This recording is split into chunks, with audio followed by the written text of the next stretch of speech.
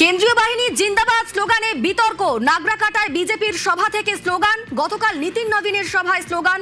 চা শ্রমিকদের সভায় স্লোগানে তরজা। রকি প্রতিনিধি রয়েছেন আমাদের সঙ্গে, আরো ডিটেল বলবে রকি।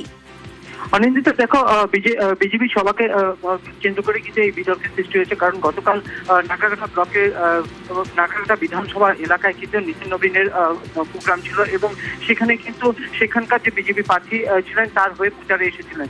সেখানে কিন্তু দেখা যায় যে সেখানকার বিজেপির কর্মী সমর্থক এবং নেতাদের স্লোগান দিতে, প্রথমে দেখা যায় নীতিন নবীনের নাম ধরে স্লোগান দিতে, বিজেপির স্লোগান দিতে, এরপর যুব মোর্চার স্লোগান দিতে, তার সঙ্গে সঙ্গে কিন্তু কেন্দ্রীয় বাহিনী জিন্দাবাদ জিন্দাবাদ বলে কিন্তু সেখানে স্লোগান দিতে থাকে।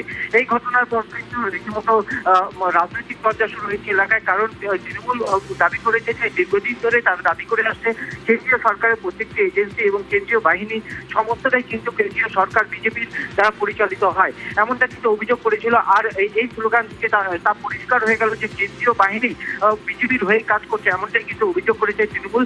এবং বিজেপি কিন্তু পাল্টা বলেছে তৃণমূল কোনোদিনই কেন্দ্রীয় সরকারের অধীনস্থ যে সকল কেন্দ্রীয় বাহিনী রয়েছে বা সিআরপিএফ রয়েছে তাদেরকে কোনোদিনই সম্মান দেয়নি।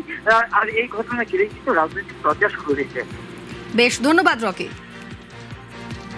বিজেপি কর্মীকে ধন্যবাদ জানাই, ও সত্যি কথাটা বলেছে।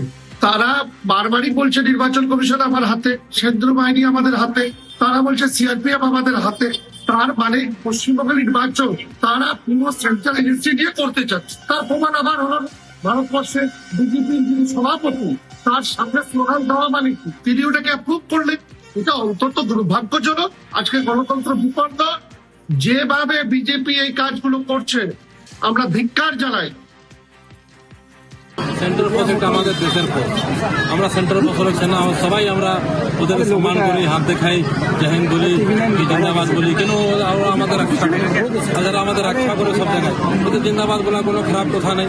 এটা রাজনৈতিক নজর জায়গা যারা দেখে ওদের জন্য এটা খারাপ। বাকি আমরা যখন গাড়ি দৌড়া যায় সবাই টাটা বাই বাই করি, জাহিন বলি না। কেন আমাদের দেশের সেবা করে, আমাদের সবাই সেবা করে।